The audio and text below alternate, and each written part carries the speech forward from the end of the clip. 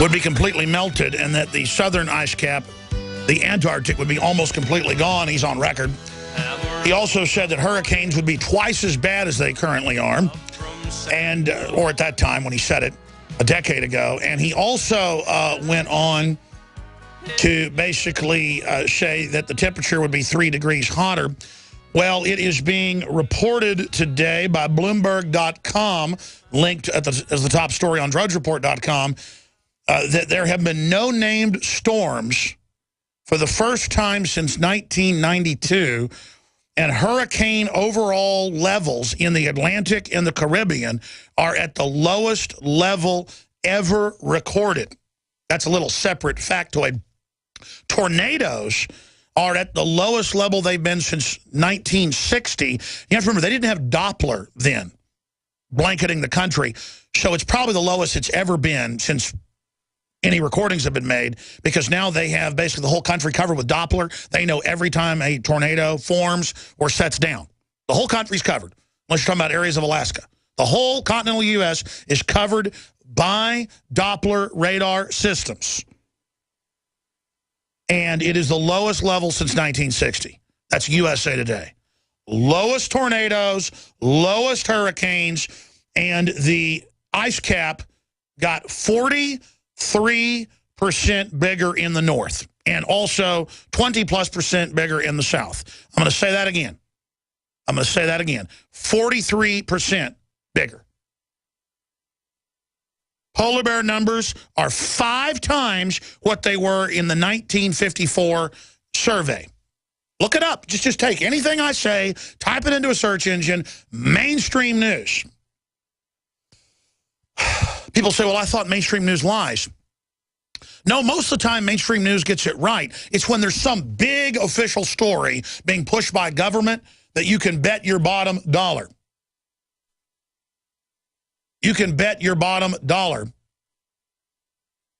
that it's a bunch of baloney. Remember this time last year, Secretary of State Kerry was on TV saying, we have got to strike Syria right now, or they're going to attack Europe and the United States.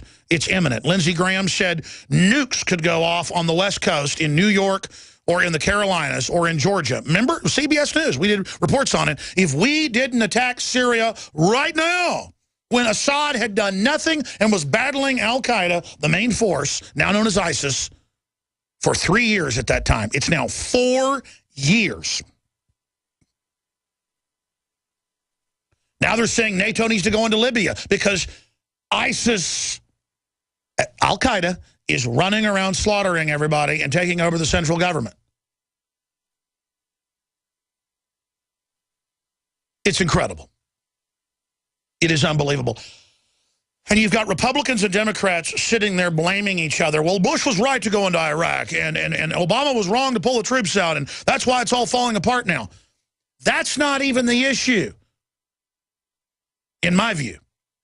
Why did Obama and NATO allow al-Qaeda in Iraq to operate in western Iraq and in eastern Syria until they now have engulfed the whole region and are attacking in Central Africa, North Africa, Western Africa? They're popping up in Asia. They're popping up in India, attacking people. These are real jihadis, folks, that have been green-lighted to cause a global crisis. And the reason I'm harping on it is that if we don't get public awareness about this going, the globalists are going to open the doors for these people to attack. I'm pointing out that they turned them loose so that if any black widows bite us in our beds at night, we know who let the black widows loose. You understand that?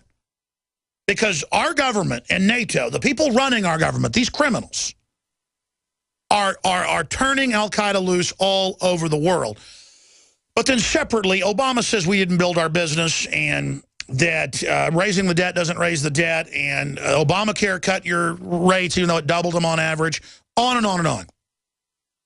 Even NBC News admitted yesterday that it's doubling rates and wrecking all these small businesses. That was in the headline. Obamacare costs big bucks and destroys jobs. That's what it was written to do. And guess what? There's death panels. Well, now Obama has come out. Remember, I'm going to pull the troops out of Iraq. I'm going to pull the troops out of Iraq. I'm going to finish what we need to do in Afghanistan. Our troops will all be out of Iraq the first year I'm in office. Now he's saying he never said that. So regardless of what you think about the debate about should we have been in Iraq or not been in Iraq, regardless, Obama ran on pulling the troops out of Iraq, and that's how dumb they think we are to get on the news now. It'd be like if George Herbert Walker Bush said, I never said read my lips, no new taxes. No, he said, I'm sorry I'm breaking my pledge, but I have to do this, and he got voted out of office over it. Now they would just say, I never said that you could keep your doctor. Well, yes, you did over 100 times. I never said I wouldn't come after any of your guns. Yes, you did over 100 times, you and that freak, Joe Biden. We're going to go to our reporters on the ground in Times Square. Tomorrow they'll be near Ground Zero covering the fact that Bloomberg's anti-gun foundation basically runs the New York event. There's so many angles they're going to be covering. And they also say New York's the big terror attack if they're going to let ISIS into attack. I don't know. The government's saying imminent, will happen on or before 9/11. I'm not saying that. I hope that's not the case. But I want to play a clip of Obama saying over the years that he wanted to get us out of Iraq and would. Now he's saying, I don't know what you're talking about. Here it is.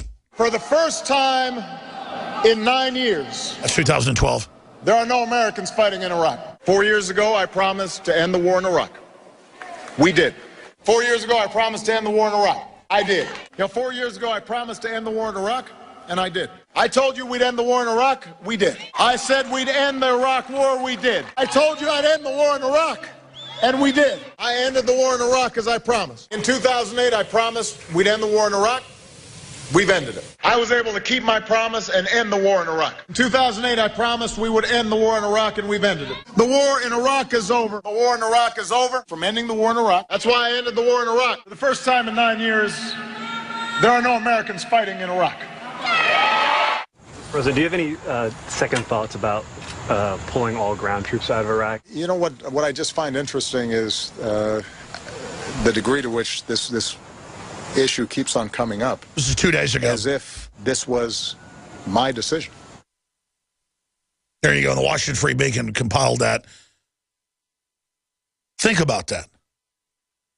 And then he basically goes on to say that he didn't pull them out.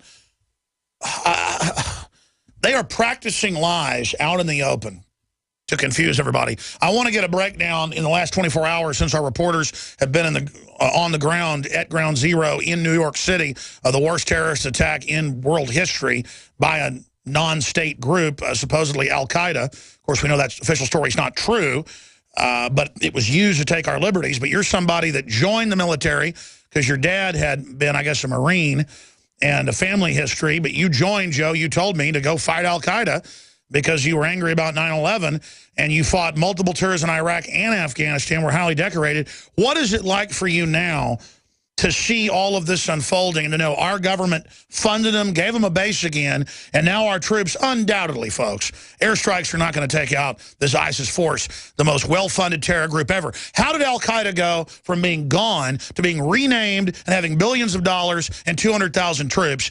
Joe Biggs. Joe Biggs here, Infowars.com, New York City's Times Square. It's like falling in love with the most beautiful woman in the world and then being betrayed by that woman. You know, I joined the military for a reason, because I saw the actions that happened on 9/11. You know, I think like a lot of young men and women did, they were angered by that without a lot of information, decided to go out, and we went based off the propaganda we saw, and we went straight to our recruiters and said, hey, I want to be a part of fixing this problem. I don't want to just sit around and be lazy. And once I got there and I started seeing the lies unfold, it was the biggest betrayal of my life. You know, every time I come back here, it's a little bit easier for me today because I'm in Times Square, but I'll tell you, when I get closer to Ground Zero, that's when I get choked up and I can hardly breathe.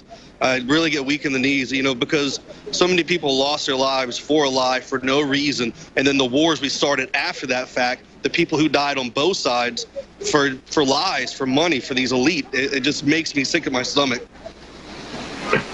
In your gut and studying 9/11 13 years later, what do you think really happened on 9/11? I mean, we know the official story is a fairy tale, but we know Al-Qaeda and these other groups are real, but we know they're being openly funded. I just can't believe they're getting away with it. I mean, the bare minimum, our government is funding and letting these people attack us. Yeah, it's disgusting to see. I mean, you got to think about this. How many coincidences could happen in one day, and still people, they believe that? You know, how does a building right down the street from the towers fall at free fall speed? You know, building 7, that's mind-blowing. If that doesn't make you think about the situation, I don't know what else does. A plane hitting the Pentagon without leaving any kind of wing marks, any kind of engine parts on the ground, just something that disintegrated into nothingness. I mean, it's a joke. It's a complete and total joke. All you have to do is go back, watch the videos, look at the news clips of them looking over the ground. Any plane crash you've ever seen in history, there's chunks of an engine, things like that. And every time that we've had one on, or the crashes that day, we're all just disintegrated nothingness. I mean, that's all you have to do is look at that. You don't need to be any kind of expert at anything to know. Just to look at the ground, go back and look at other plane crashes that have happened. Joe Biggs reporting from New York City in Times Square right now. I know you've got a bunch of stories you're working on, a lot of different angles. Tell folks some of the reports that are going to be coming up to Infowars.com and tomorrow when we have a live coverage